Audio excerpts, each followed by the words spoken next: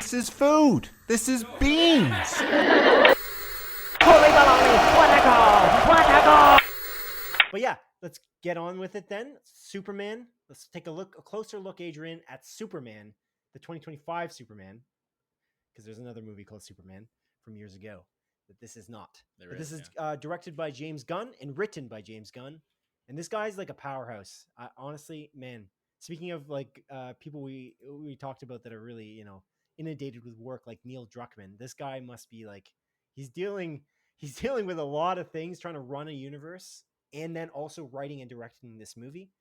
This stars David Cornsweet as Superman, who's not an unknown actor because he's in quite a few things, but he's mostly in side parts in a lot of the things he's in for the most part. But I think that David Cornsweet killed it. I think Rachel Brosnahan playing Lois Lane killed it. I think Nathan Fillion, speaking of Nathan Fillion, killed it. And he's in it a lot more than I expected him to be. But I don't know. I think like overall the cast is great. I think the tone is interesting. James Gunn recently said that this universe largely will be a different tone in every piece of like every property, whether it be the Lanterns TV show or another movie like the Supergirl movie going forward. So I'm super curious how things will go, because we've seen what happened to the MCU, and like the late game MCU after Endgame has kind of not been as steady going, and it was such a good role. And I really personally, based on seeing this movie, I'm hoping that the rest of the DCU can follow this trend, because I really liked Superman. I thought it was excellent, and I recommend anyone who's interested remotely in Superman to go see this. Yeah. But yeah, those are my kind of high level thoughts on it. Oh, I also love the fact that the Superman is such a square. I love it. I love the music choices.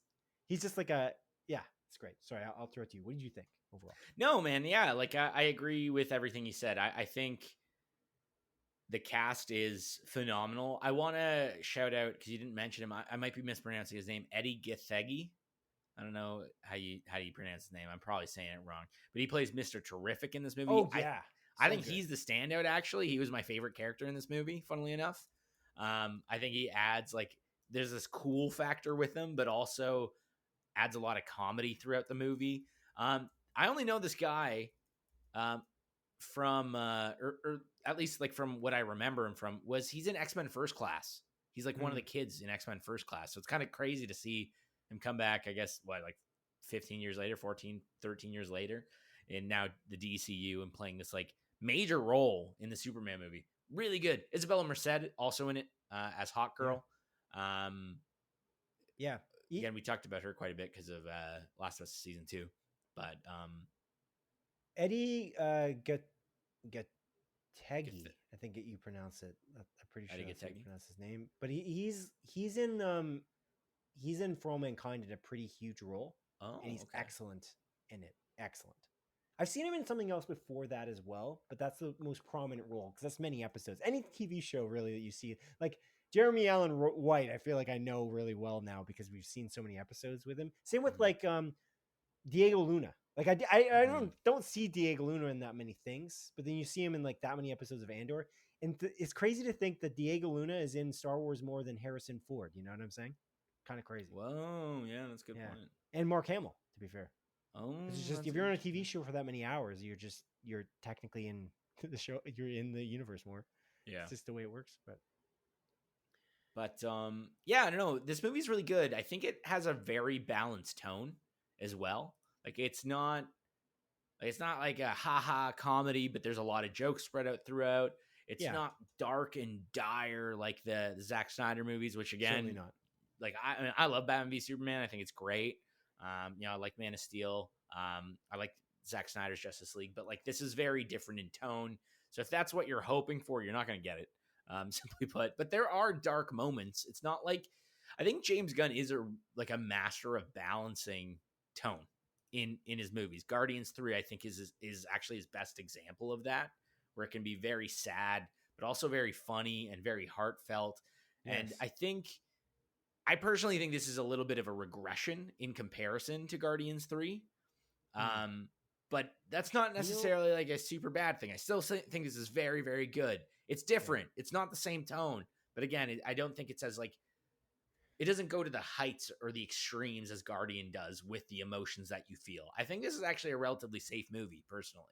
It does a lot of interesting things, but it, funnily enough, kind of follows the original Marvel formula where the hero fights a very similar villain to them at the end. And that's kind of the part of setup. the Marvel formula, though, is that you. Yeah, actually, yeah. No, it is. Yeah. It's funny. The movie overall is kind of Marvel formula, and Yeah. they But don't do again, like an origin story, which is cool. Like this starts right away. You know that right from the get go, which is cool. Like they just like they skip a lot of the parts like the Man of Steel didn't skip. Yeah. I guess, which is cool. It's but cool yeah, you're because- right. In some way, we can talk about it when we get into spoilers. But Yeah. let's be careful about. Let's tread lightly on this. Yeah, of course. Topic. It is and the cool part about this is this feels like a lived-in existing universe. Like this universe has existed for a long time, and it kind of throws you in. So it's interesting because Star it's Wars like in that way, like the original Star Wars in that way. Like you get thrown in a more deliberate way, and it's like not like the thing that I love about it is how much detail and thought James Gunn clearly put into it. And one of the things that I think represents this the most is what MCU is screwing up the most is the power metrics. Figuring out where one hero or one character or one monster is more powerful than the other heroes in the list. Figuring out where their powers come from, trying to define those elements of what makes characters fighting each other, one would win over the other. That is super important, and I don't think they failed at all in this. And I think that's a detail orientation that James Gunn brings to this. This is why I think it sets the tone for the DCU is that I hope he just brings that level of detail. Like I hope he's got a room somewhere where he's got a power hierarchy that he's not going to like adjust. Like he's not going to just like have a director come in and say, you know what? I want Clayface to just be more powerful than Superman now. Like, no, he's not. Are you talking? Don't you mean Black Adam? Because the hierarchy of the DC universe was about to change, man. When The Rock showed up. Yeah, right. It's Black Adam. What a good movie that was. That's crazy. God, crazy. What a shit show. What a bummer. Anyways, we're on to bigger and better things. In regards to the special effects in this movie, I think they're really good. I think it doesn't really take you out of it. There were a couple moments with Crypto in particular, the dog. Like it's a CGI dog, but he looks really good. I kind of do wish that at least sometimes they had a real dog there. Yeah, maybe it's too. You should have put that dog in a harness. You know what I'm saying? Yeah, dude. Just fucking do that.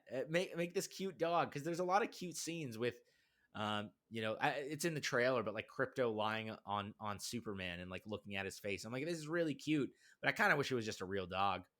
Like at those moments, obviously you can't have a dog fucking flying around, throwing people about in like a 780 twirl or whatever, 720 twirl, a twirl, multiple twirls. But you could do something. You could do something. Yeah, I think music really good as well. Sound design really good as well. For sure. Sorry. Please go ahead. I interrupted you. No, but that's a great. We could talk about music. Yeah, I think like the score is really good. I think that the pulling in the original Superman score, like John Williams' score, and then using that was really really great. And we obviously saw that in the trailer, so we knew that was coming. That's awesome. But then obviously James Gunn's signature style, he loves music clearly, and he loves various artists, and not just using a score like a composer to make the music for his movies, but using music in a grander way. And there's one scene in particular in about the middle point of the movie with one particular character that I thought was just like awesome. And there's lots of moments in the movie where he uses music, and like he does this in Guardians as well, where he uses music in like fight sequences, like fight choreography. That I think is just really, really great in general. And like the deep cut choices he makes to songs he chooses, or the bands he references in the movie, in his movies in general, are really great. And they make these songs popular, as it has with Guardians, certainly over the years, like with Volume 1, especially, like how like Hooked on a Feeling is such a song that everyone like thinks about more than I had ever heard before that movie came out. There's no way that was as popular as it was. Maybe it was popular back then when it came out. in the 80s, but not like now it's again it got a resurgence in a way. It's almost like when Stranger Things had that On a Hill song, Yeah, running whatever up it's the called. hill. Yeah. Running up that hill, yeah. Yeah, that was obviously a resurgence of the song. But yeah, he just does a great job with that. It's awesome. Like James Gunn's kind of a hipster, but in like the actual term hipster, as opposed to the guy who's just wearing like a monocle and like weird clothing. Like he's Yeah. actually a hipster. He kind of sets trends in some capacity. I find it's really good. I really love it. The stylization overall, though, even in like the fight choreography and like again, it's all about the devil's in the details type situation, which I really appreciate. And I think you didn't mention this guy yet, but Nicholas Hoult was just Yeah. like amazing. I think he was Mhm. excellent. Like he was such a good choice for Luthor. One of the great things about this as well is like Lex Luthor is such an intelligent character. I'll just leave it at that. Like I think that James Gunn knows Yes. what these characters are about and he understands them in a fundamental way, and that's what makes this work in a superhero movie. This is like almost the number one thing that Marvel needs to get right now, and they're failing. And James Gunn came out of the gate swinging, and he knew even in Creature Commandos, he knew what the characters, the power hierarchy. I should start just calling it the power hierarchy. Is a better term than power metrics. Power metrics sounds like some kind of a situation with like your hydro bill or something. So, but yeah, I feel like Creature Commandos like does the same way. You have a bunch of characters that have very distinct power sets, and to actually show where some would beat others, I think is super important. And I think they understand that. He completely understands it here. But yeah, I think overall, what you were saying before about James Gunn having like always bringing heart to his movies, this is exactly what he did here. And I think again, the way David Cornsweet plays this character in such a, again, he's kind of a I don't know. He's a pretty straight dude. He's got like not straight as in like Well, I mean, he is sexual straight orientation. sexually as well. And him, Yeah, his that could chemistry. be a spoiler. Cool yourself. What do you mean? In the trailers, they're making out, dude. Him and Rachel Brosnahan. You never dude? know. He could be bi. He could be bi. That's you true. don't know. Yeah, there is actually a scene where. Never mind. I don't want to talk about it. Yeah, right. But yeah, okay, cool. Anything else you want to add before we slip into trailers? Slip into spoilers for a brief time. Yeah. I mean, again, like I just briefly touched on it.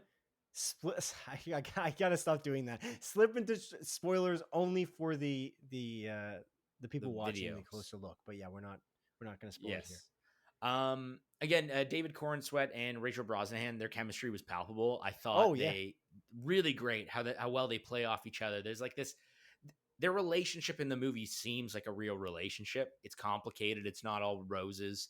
But there's. I want to see more of them though. Maybe that's my criticism of that. I don't want to get into. I don't want to get into too much because that's a spoiler conversation. But that you're right. That was really great. They're awesome. Their chemistry is fantastic. Terrific. I think they do good stuff. I think Jimmy Olsen as a character in this movie, I don't think we see much of him in the trailer. He's played by Skylar Gisondo. I haven't seen this guy in too many things. Like I think most recently I saw him in the video game The Quarry, made by like Supermassive. Right. Like I think he's like one of the characters in that. But I like Jimmy Olsen's like portrayal in this. I'm not a huge Superman guy. I'll be honest with you. Like I never even watched like the original Christopher Reeve movies. I don't think, maybe in passing. I've watched a few episodes of Smallville here and there, but again, like I'm not much of a comic book reader in regards to that. But I think this was a really great jumping off point for this DC universe. It gets me excited about more to come. And yeah, man, this is awesome. If this is how the DCU starts, I'm curious to see where it's going to go. I liked it. I liked it a lot. I think this was really good. Now we're going to start spoilers for reals. For realsies, it's spoilers time. Yeah, I mean, first of all, obviously, if you haven't watched Superman, I recommend it instead of listening to this podcast, this a closer look episode. But we are going to spoil the heck out of Superman now for certain aspects of it. I think we might spoil some aspects. I don't know about that. We'll avoid spoiling Creature Commandos, I guess. Why would we do that?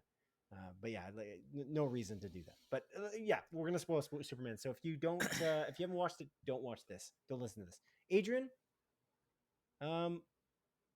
Lex Luthor and Superman really go head to head here, and I feel Yeah. like this is in stark contrast to Batman versus Superman in a way, in that maybe Jesse Eisenberg's Lex Luthor at the very least is much worse than Nicholas Holt's version of the character in the way that it's written. Like, he's clearly a much more intelligent character. The fact that he's basically playing chess moves to fight Superman with the other version of Superman, with like Mhm. the duplicate. Oh like yeah, in I guess that's the big Ultraman. spoiler. Ultraman is like just a clone of Superman, and that's Right. what I was referring to. That it literally devolves into that Marvel formula of Superman is facing himself, but in this case, he's literally facing a clone of himself. Which has happened lots in the Marvel Yeah. Cinematic Universe, to be fair. Like, if Well, yeah, that's my point. yeah, which is very common. Like, it's just like one of those things. Like, didn't they just do that? Yeah, they did it in almost the literal way, actually, in the movie, but we're not going to spoil that movie. So Yeah. but the most literal way you can do it. But this is very literal too. It's just it's a clone, which is pretty cool. Those fight sequences were pretty cool between. I guess that's a little bit safe. I guess what you were talking before is that it's a bit of a safe choice. Yeah. In that regard, but he's not really fighting himself in this case. He's fighting Lex Luthor's version of himself, and Lex Luthor's really calling all of the shots, which is neat. And that, again, the Lex Luthor versus Superman dynamic of him, like, again, brains over brawn, or brains versus brawn, is pretty clear here. And I don't know. I don't think I've ever seen a smarter Lex Luthor in any property that I've ever watched, including the original Superman, or certainly including Jesse Eisenberg's character, which is not bad. I like his Lex Luthor. Me too. But I think that this is a much more smartly written. I don't think smartly is a word, so it's perfect. It's good for the word smart. But yeah, it's a much more smart like way to write these characters. So yeah, I really appreciate it. It was good. Yeah, man, me too. I think the one thing that kind of threw me off is it felt like they had this existing relationship, like that Lex Luthor and Superman knew each other. But then there's the scene where Superman shows up at Lex's office because he stole Crypto, the dog. And he's like, "Where's my dog?" And then Lex Luthor says, like, "Oh, Superman, we finally meet face to face." That actually kind of shocked me when that line was said. I was like, "Oh, like this guy just fucking hates Superman," but they haven't even had a single conversation yet. It was a little bit odd. I found that actually. I didn't like that as a choice personally.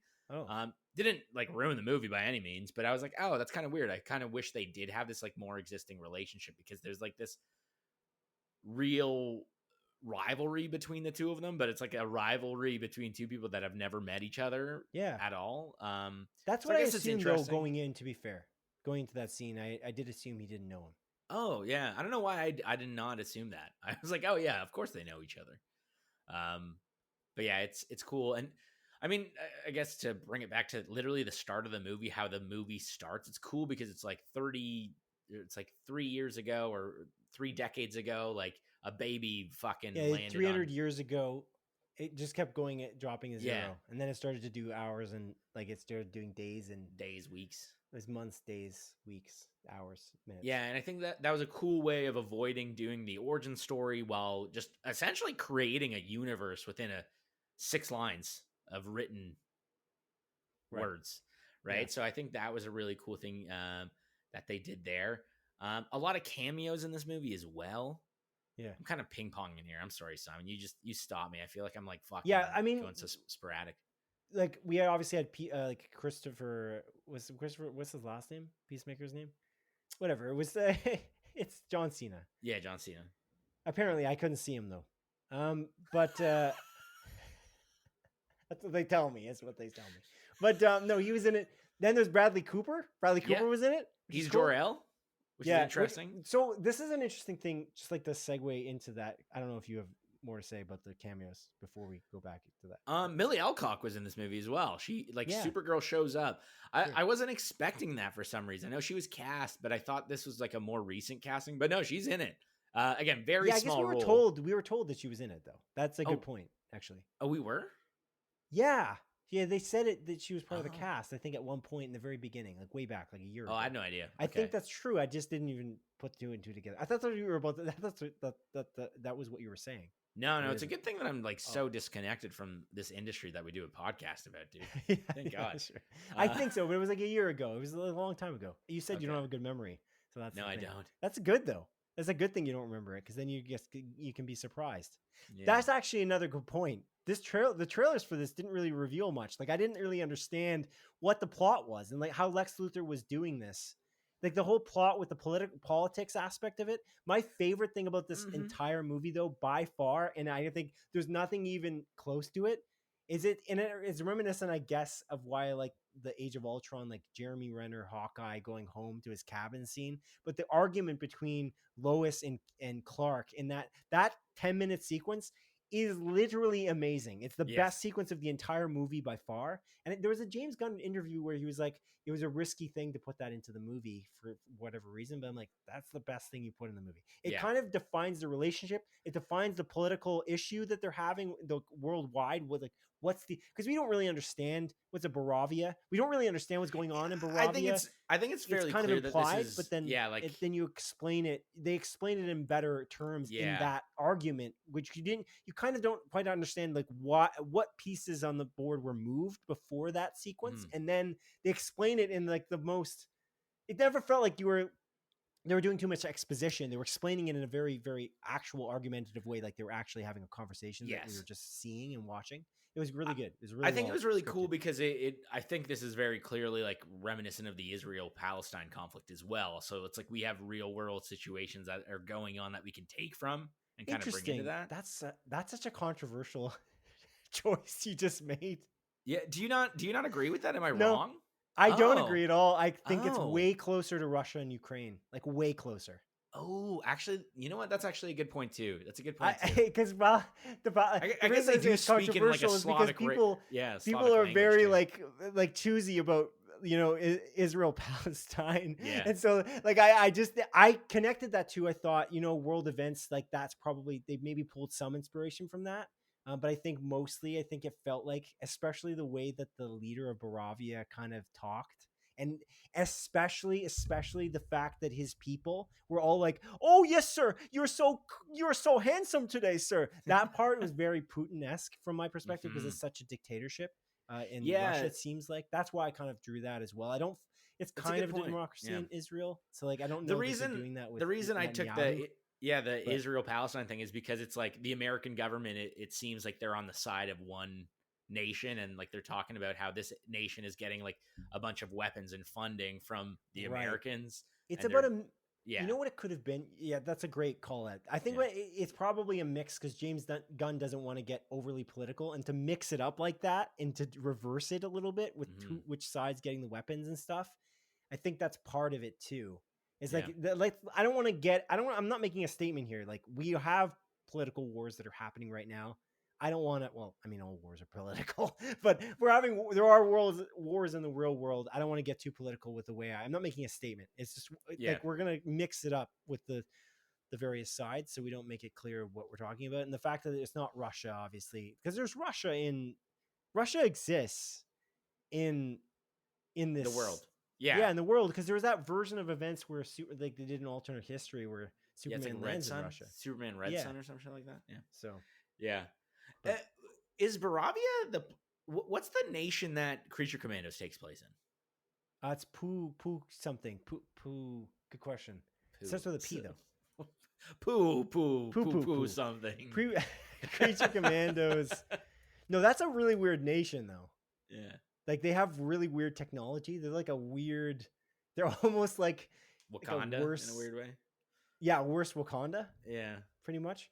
Creature Commandos, country. I guess I don't know if that's gonna come up quickly. The fictional Eastern European country of Pokalistan. Okay, cool. Yeah, Yeah, when it's I was smarter sitting there, I to was like, do yeah, fake sorry, go ahead. countries, I think. Yeah, no, definitely. Dude, yeah, obviously. Yeah. Yeah. Come on. But Well, you just connected it directly to Israel and Palestine. that's I'm just true. saying. It is true. I'm trying- But I did that, not James Yeah. Gunn. I agree, yeah. Yeah. I don't know where to But you're shake right, this though. up. It is connected. I think he's trying to connect them all. He's Okay. connecting them. He's connecting them, but he's connecting it all vaguely so that it never feels like we're making too much. That Israel-Palestine conflict is so complex. There's just no reason to put that into Superman.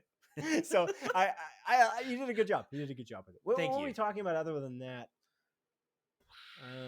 In terms of that war, it's pretty cool. Like the way they did the war, I thought was neat. Like I thought bringing in, it's funny because there is a deliberate conflict, worldwide conflict in another movie that came out this year that's also around superheroes, and it should have been a more grounded movie because you don't have a bunch of flying superheroes with green powers and like a guy who's literally almost unkillable in it. And that movie is Falcon, Captain America 4. Captain America Brave New Oh my World, God, and I they had a forgot that movie. huge political thing in that, and I never felt that was realistic. And it's strange because it's like it should have been more realistic because these characters don't even have powers. It's Captain America. He's got no super serum. It's so stupid. Anyway, like this felt more grounded. How is that possible? And that's again a point that I've made many times, and I think like you probably make the same point. Is like you can make a realistic story that makes sense. You can make it work within the universe that you made, and the physics can make sense inside the universe, and then there's no plot holes. But if you don't have finely defined physics and the world building and how things actually work properly, and things are all loosey goosey with a bunch of loose threads that are not tied up properly, you have a mess. And that's Yeah. really the definition of what Captain America Brave New World is. It's just not defined in almost any way. I don't know what Sam's powers are. I don't know how he's able to throw the shield and it can bounce off multiple objects and come back to him. I don't understand how he can even throw the shield that hard. He's a regular guy. It doesn't make sense. And so they even defined like how Superman heals in this one. He heals directly from the sun. He restores from the sun. They even use that. I don't know what that guy's name is, but that's the dude from freaking Barry, isn't it? Yeah, Anthony Kerrigan, right? Yeah. Yeah. Right. What's the name of the The character? character? I have It's like no idea. Elemental something. I don't know, but he's kind of fun. He's got a fun power. And the fact that he makes the sun in that situation to charge Superman up, and the fact that again they really deliberately show off like how Superman's powers work in a mostly non-exposition way. Like they do a pretty solid job. Even like the way they talk about the hypno glasses, which is apparently comic thing. It's a comic thing that's in the comics, and they define it because it's also like people would know the guy who would know the most is the guy who's clearly incredibly intelligent, who's literally calling out move sets to Superman 2, Ultraman. Like that Lex Luthor would know, like 100% that Clark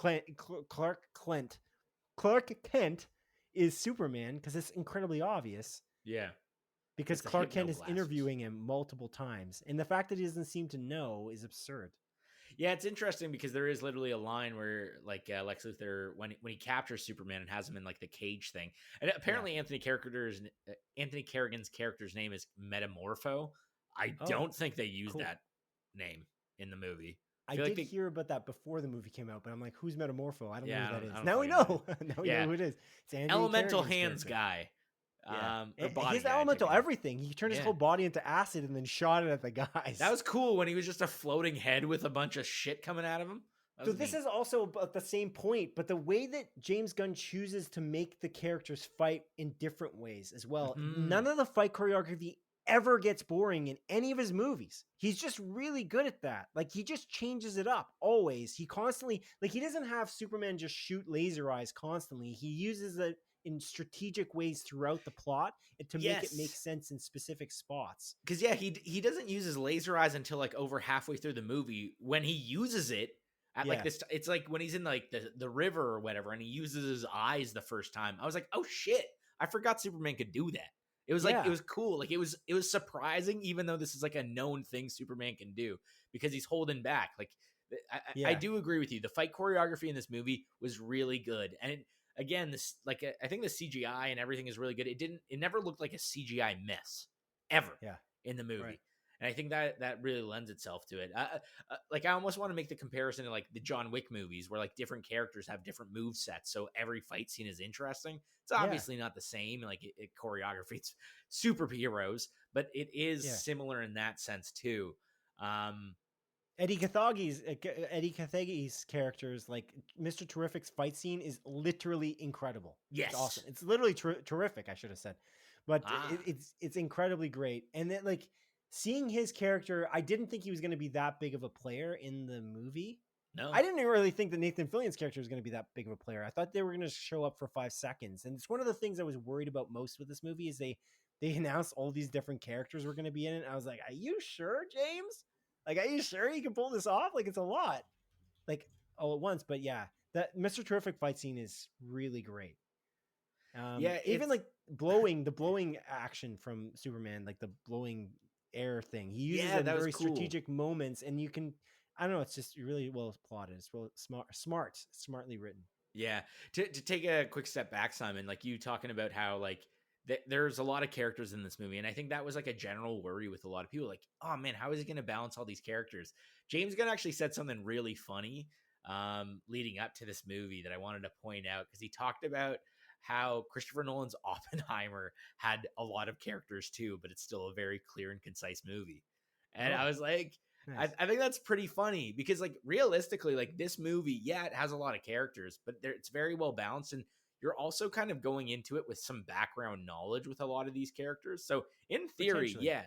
yeah, like there is a lot of characters, and a lot to balance, but like you at least have a little bit of knowledge going in, at least us, and like definitely someone like Ken as an example that like read comic books a lot, like growing up and everything like that too. So yeah, I think I I think the think challenge, though, is in Mhm. contrast to Oppenheimer, is that Oppenheimer has the challenge, doesn't have the challenge of having to show off what Hawk Girl can do. Yeah, Like, what she the can hell sound is like a Hawk hawk. Girl? Yeah, that's so awesome. And she Yeah. also kills the friggin' president of Yeah, Barovia, yeah, dude, that which was is I love crazy. that. We're like, That oh, line what are was you good. gonna do? Yeah. Like she's like, I'm not Superman, and just fucking Yeah, he's drops him. like, you're not gonna kill me. Superman would never kill me. I'm like, I'm not Superman, dude. Yeah, You're dead, bro. yeah. And she was I'm like hitting them with a mace, those guards with a mace. And yeah. like, I'm like, they're dead. They're just not showing the blood because it's rated friggin' Mhm. PG-13. But they're gone. Yeah. Those people they're dead men. And again, like talking about the fight scenes when they're all fighting the big monster in the middle of like Yeah. Metropolis, and Really cool. literally she's like like because like she's like bashing in this monster's eye in with the mace, but then her leg gets stuck in his eyelid. Yeah. She's like, I'm gonna get blinked to death. Like my knees are stuck. Like little things like that are Yeah. so good, and even A like lot of Fillion's lines were great like that too. mhm, yeah, very much so, and it's cool because like Green Lantern's powers are it's cool. Like he has a ring that can literally do whatever the fuck he wants, right? It's And crazy, yeah. it's so creative. There's a scene with again that big kaiju thing where Mr. Yes. Terrific's like running away and he's like, "Oh shit, like I'm about to get eaten by this thing." And then Green Lantern puts like a muzzle on this creature using his Yeah. ring. And I'm like, there's little things where it's so creative and fun.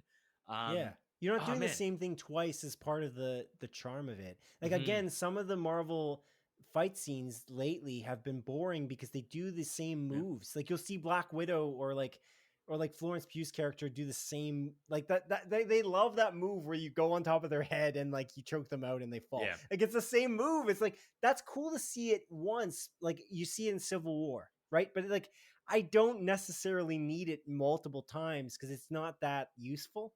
Mhm. But it's just again the creativity, especially because of how creative Green Lantern's powers are. Or even Mhm. like if you look at that's a good example too. Like Miss Marvel's powers are kind of like Green Lantern's powers in the TV show Yeah. or in general, but she doesn't really use anything specific. Her He has a big creativity is hand. really in the Marvels, as an example, like they're not really creative at all. There's just like a lack of I think it's like honestly, passion is the word I would use. Like Mhm. James Gunn has passion for this project, and he clearly put a lot of thought into it. And again, that's like a lot of painstaking like days, I'm sure, like thinking about Mhm. the details and the tiny things, the things that make this universe tick and what this movie will be like. Yeah. Its shortcomings is kind of what you described. I think it played it a bit safe in that it did. It's funny, like I don't know if I ever got to this, but when they show off Bradley Cooper's character, and then it ends up being that Superman's very fairly confident in himself, and then he becomes not confident in himself. It's a classic Marvel formula because that's the whole thing. You're challenging yourself, like, who am I really? Am I really that good of a person? I don't know if I'm that good. And then you realize yourself as the true hero, and then you fight yourself and you win. And then you've not only fought your internal battle, but you also fought the same person in it, like whatever it is. If it's Ant-Man, you're fighting the Corey Stoll's character in an Ant-Man costume, as an example, or whatever it may be. So like that's kind of, again, it's funny. I didn't even think of that because I always thought of him fighting Lex Luthor, but it is true. He followed that same journey of not understanding truly who he really was, because he found out finally that his parents were not the greatest people. I guess it actually gave me, having watched Invincible, vibes recently. Like kind of gave me that tone of Invincible, which I really appreciate too. And like there's this idea too with the way the movie ends with, was it at the end or the scene before that with the dog in it and him in space. And I think this will be a much more like in universe, like out of in galaxy DCU as well, like Guardians of the Galaxy. Like we'll see more outside of Earth, which will be more like Invincible. Invincible's cool because of how much it goes off of Earth too. It's such a not Earthbound show in some way. Like it takes place a lot of the time elsewhere, which I kind of appreciate. Like there's a much grander universe outside, and the DC comics I think could do the same. So it's cool that they're doing that right away. Yeah, because I think Supergirl, I think they set it up because like Supergirl shows up at the end and she's like, where's my dog? Because Superman's taking care of Crypto. Right. And like she's kind of like wasted. Like she like shows up, like not wasted, but like hungover, it seems. And then Superman literally like says like, oh, like she goes to like a bunch of different planets with like red suns because the yellow suns will, like, we can't get drunk on that.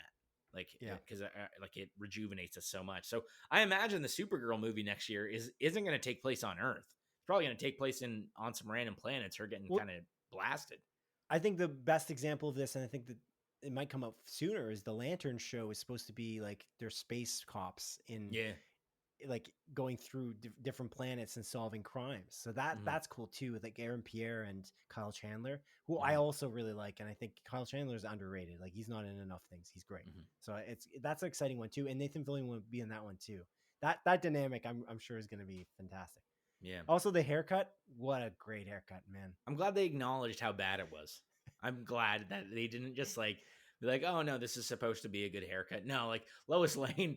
It's funny because there's the scene where like they even acknowledge it, like, oh, like Guy Gardner. He anytime he doesn't want to do something, he just says that it's part of his like oath that he made to the Lantern Corps, and then he can't do it because it's vaguely mentioned that it's not something that he should do. And then Lois Lane literally is like, your haircut's not something you should do or whatever.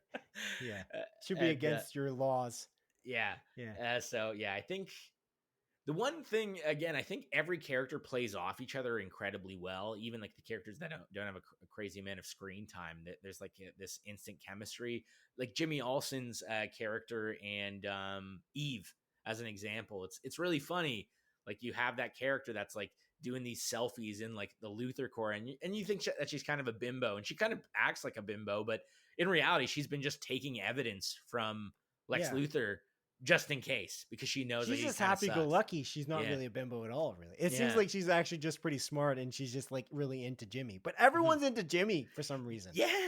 It's like you have Clark Kent, this like 6 foot tall, like giant dude with like perfect hair, and because I guess he's got the hypno glasses on. The women in the office are like looking at Jimmy, and I'm like, wait, were they looking at Jimmy? I was confused. Right, they were looking at Jimmy, right? They were, they're looking at him.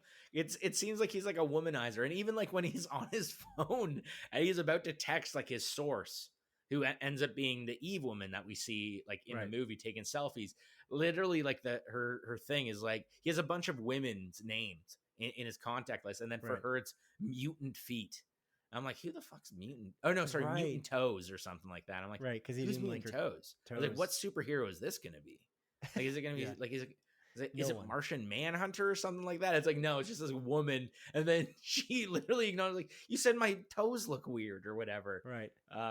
This movie's really good, man. The more I've actually talked about it, the more I like it. Yeah, I think you know what is this is almost not a criticism. It's almost I feel like I would wish I had more, but I guess Mhm. that's exactly the feeling he wanted to deliver. I just feel like we kind of didn't. We got a lot of glimpses of things like Clark's parents, and like we got glimpses. Ken mentioned when we left the theater, like our friend that we went to the theater with, and we go to the theater often with.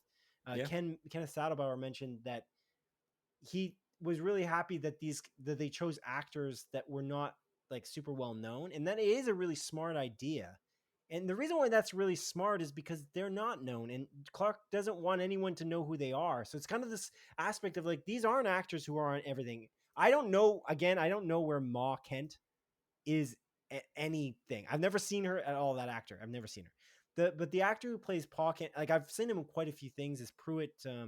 Man, I forgot his name again. I forgot it outside of the Pruitt theater too. Taylor Vince. I know it's because it's like he's got 3 first names. I could never. It's no, I guess it's 2 first names and a last name that's at the front. And I can never remember it. But yeah, Pruitt Taylor Vince is quite good. I liked him in The Walking Dead, but I most know him I think from The Mentalist. He's like one of my favorite characters on The Mentalist. So that's weird to say because he's not in that many episodes. But he's just got this like I don't know. He's got a little bit of a gravitas. I like him. There one scene with him and Clark on the bench or whatever outside their house. I teared up. I gotta say, I thought that was really well done. I thought that Mhm. like it was really well delivered by Pruitt Taylor Vince, and I feel like he's underrated. He's just not in. He's not in enough. And I've never seen Ma Kent, and she's okay. I have no idea. I don't know who she is. I just don't Yeah. know her. She's not in it that much. I feel like Pruitt Taylor Vince was the star player because of that emotional scene that he had to Mhm. play in that moment. But but yeah, that's just one thing that again is like there's a lot of things that are strange. Like I don't really understand. There's a lot of dynamics that I wish I knew a little bit better, I guess. And I think that's one of your criticisms too, because you were saying I didn't know that Lex Luthor hadn't met Superman. It's kind of true. Like it is weird. We didn't know the dynamic. Even like Lois Lane, we didn't know they were already in a relationship, and they kind of were like, oh, they're in a relationship, and she's walking to her house and she didn't know he was there. It's Mhm. like I'm like, this is gonna be Clark Kent. I mean, who else could it be at this point in the movie? But I'm like, are they already dating? Is my question. Like hearing the noises of the kitchen as he's making breakfast for dinner. I'm like, is this like a relationship that's already established? And it's like they already established like a lot of it, but like that relationship is so beautiful to watch that it's almost like I kind of wish I got more of that. Like I wish Mhm. I got the beginning of that. What did that look like? But again, it's not an origin story in a lot of ways, and I feel like that's just not the point. It's an origin story of him, I guess. I think did James Gunn say this? It's an origin story of Superman understanding finally who he is. I think James Gunn said that in an interview. James Gunn said Maybe. so much that it's possible he said that, but I think that's what it is. Like it's an origin story in a way because he finally understands. It's like a self-realization journey, which is exactly the MCU formula. Which is funny Yeah. because Gunn never really made the MCU formula in any of his No, movies. that's the funniest thing is So that Guardians is more original than this yeah, movie is in like the in that way way. in Yeah. the story structure at least. Yeah. I Yeah. mean, I guess like the first Guardians movie is like them kind of like all characters Kind realizing of who is a they little are, bit. and It is kind of but the origin story a little but bit, but it's it's not not really the way it ends is not really they're all exactly. realizing who they are. But like that's all yeah, you were saying earlier that you thought the Guardians is a bit more heartfelt, but I don't know if I said did I say this already? I don't think so because I think it was a spoiler, the non-spoiler portion, but Mhm. the thing about that is that I think the reason why Guardians 3 is so brilliant is because we've been with these characters for so long now and we've established who they are and now we've got all that stuff out of the way. We know who these characters are. He can just go into the deep stuff. Like he can Mhm. really go way below the surface with each character like Rocket as an example in 3 is like that's a really great transformative journey that happens in that movie with Rocket the raccoon. And I think that again, that's part of it. And I think that in this, like you're establishing each character, so you can't really go. How deep can you go? You got to establish their powers. Like, what does Mister Terrific do exactly? Like, it's cool. He's cool. He's a cool dude. He's got a really bad garage door, but like, what does he do? You know what I mean? Like, I don't understand him really. I mean, you don't really know who Nathan Fillion's character is. There's too many characters, but it's not really like he did such a good job balancing them all. But ultimately, at the end of it, you're like, but I kind of wish you went a step further with almost everyone. Like Mhm. Barry White, I love that actor too. That dude's from like he's in the Jack Ryan TV show. He's also like a large part in Suits. Like what's his name? He's great. I just think he's great, but they barely use him. They barely used Lawrence Fishburne in the Superman movies, like the old Zack Snyder Mhm. Man of Steel movie as an example. And I think that was a missed opportunity. They almost made this gentleman like do more. This Barry White, but I did appreciate it. I like Yeah, seeing the yeah. reporter Perry side. White. Perry White. I'm so sorry, Barry Yeah. White. That's a singer. Yeah. I was like, That's an artist. Barry White. I was like, why the That's fuck? embarrassing. No, no worries, dude. Hey, don't worry about it, man. Don't worry. Yeah, About it's good. But how? Yeah. Thank you for catching me on that because we would just had Barry White, it. Yeah. the the crooner. That's what they call it, right? Driving crooner. What? The driving crooner. What's the driving crooner? It's from Okay. season 3 of I Think You Should Leave. Oh, okay. Yeah. Right. Speaking of it, which the guy Beck Bennett, he's in like a skit, and I Think You Should Leave. He's in this movie. He's a As the reporter with sports mustache. reporter. Yeah, yeah. Yeah. Perry White. Oh, Wendell Pierce is the name of the actor. He's great. He's great. But I want to see more. I want to see more reporter Clark Kent. I would like to see a show. But that's like I almost want a show with all of this stuff. I almost want it rather than movies in a weird way. Yeah. And it's strange because like seeing Creature Commandos and in the way that they broke like again written completely by James Gunn, like how he broke down each character in Creature Commandos, I think is really brilliant. I think it's almost like I want that here. And it's interesting. I'm just so curious. Okay, well, let's wrap up the review of this, I guess. Okay. And then I just want to ask you a question that we can get into nitty gritty of spoilers of how we think this universe might go before we give the review scores. But Okay. what do you think about this, like the movie? Anything else that stood out to you, or anything else you wanted to mention before we move on to like what's next for the DCU? Because we can kind of talk what's next in a spoiler way, which is kind of yeah. I think I mentioned everything that I really wanted to. I didn't write any notes because again we're going in this very hot. So I think I just watched the movie. Yeah. So I think I talked about most of my talking points. I really liked it. I think it's great. Yeah. Super fun. Cool. But yeah, like in regards to where this universe will go, that's a cool part. I don't really know because it's already established. This universe is already gone technically, and we're just kind of being thrown in the middle of it. I'm very curious. It's almost better though. Yeah. No, I like it. He's done so much, but I think the problem with that is what we just talked about is like James Gunn's got so much attention to detail, but he's going to have many creators do this, not just him. So it's like, are we going to get like creators really playing fast and loose with the rules? And then we're going to maybe dislike because of the fact of how much is established, because that could be why the MCU is failing in some way too, is because there's so much going on. You know, what's really interesting about this movie too? They had what do they call them? The stray outlaws or whatever. The Justice Gang? The Justice Warriors. What are they? Justice Gang. Right. Stupid. The Justice Gang. The Justice Gang are already in the movie. You know what's really cool about that? The MCU sucks at that. Sucks at it so bad. Oh, there's a monster in the middle of New York City. Oh, I guess it's just going to be the title character in the movie that's going to come and help.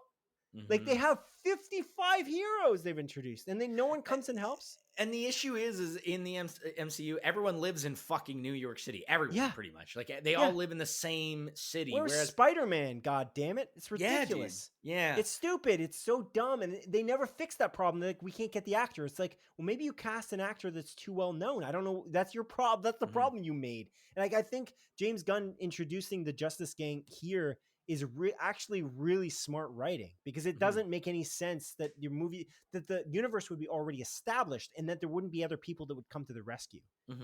But I think that can lead to problems that the MCU has when we get into later movies, because they can't go super big with the fights, as an example. You can't have a massive creature in the middle of Metropolis, because it's again, the MCU has that problem where it's New York and they've got Metropolis and Star City and Gotham. So they've got multiple cities they can go Bloodhaven. to. Like there's so many cities that they can play with, right? You're right. And they're made up too, which is helpful. Exactly. Whereas I think the MCU's biggest issue is it all takes place in, again, New York is the city.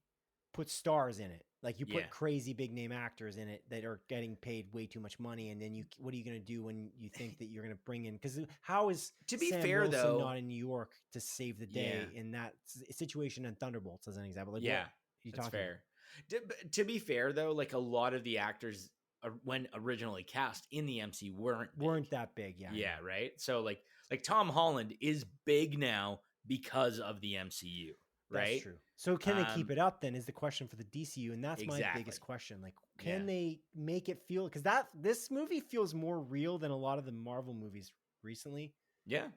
for two I reasons. One is the world building, but also the hierarchy of power, which is a Mhm. huge mess in the MCU. Yeah, because like arguably the biggest actor in this movie that plays a major role is probably Nicholas Hoult. Like he's been in Yeah, the most properties. I think Sure. he like I would argue he's probably the biggest actor there. But again, he's Lex Luthor, and now he's in. Oh yeah, I guess we didn't even talk about it. He gets fucking arrested, I guess, at the end, and he gets put in Yeah. wherever. So like he technically doesn't need to show up. And again, he's a villain. He's doing bad stuff. He's not coming to the rescue. Isabella Right. Merced, I think, is gonna, blow up quite a bit, just because of The Last of Us and now this too. And I'm sure Sure. all these actors are gonna blow up quite a bit more. Corn Sweat, I think, will blow up really big. Yeah, Rachel definitely. Brosnahan had a hit show on Amazon forever that got nominated every year for best comedy, and almost won every year. The Miss Marvelous Maisel Miss one. Maisel. Okay, She almost won every year. The thing I know her from most, though, I watched her in House of Cards. That was the big thing that I'd seen her in before.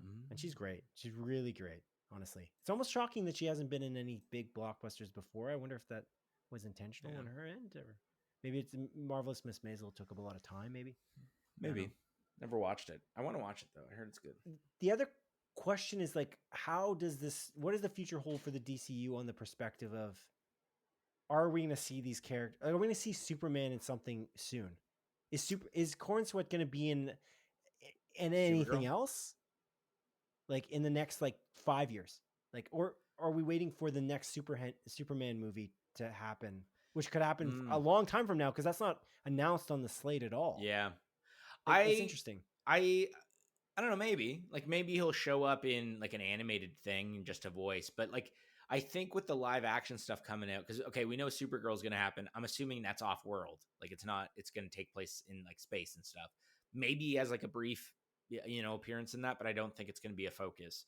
Right. I know Batman Brave and the Bold is going to take place. That's going to be in Gotham City, presumably. So it's you like, don't have to have him there. Yeah, right. Like, so I think what they're developing, they're all in different settings. So you don't necessarily have to bring in the characters when a big situation occurs. I'm more saying we got these characters in such small snippets. I kind of want more of them. I'm going to miss. Agree, yeah. Are we going to not see these characters now for how many episodes? Like, we'll see Rick Flag. How many years?